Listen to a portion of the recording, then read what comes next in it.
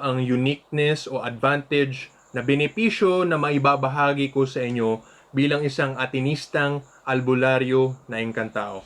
Una sa lahat mga kapatid ay maiuugnay ko ang mga espiritual na konsepto mula sa English papunta sa Tagalog at minsan magiging Taglish siya.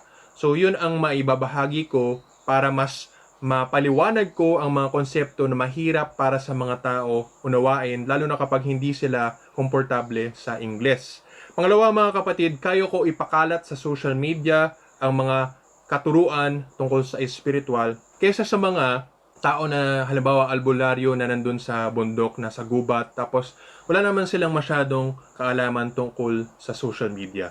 So yan ang maibabahagi ko na maging mas accessible para sa mga tao ang kaalaman tungkol sa spiritual, lalo na sa mga albularyo at engkantao dito sa Pilipinas. Kapatid, kung nagustuhan mo ang video na ito at gusto mo ng mas detalyado at masinsinan na pag-aaral nga sa lahat ng mga tinuturo ko at maging katulad ko o di kaya ay mag-improve lang sa pangkalahatan sa self-improvement papuntang langit, sana makasali ka sa Sikihor Healer School.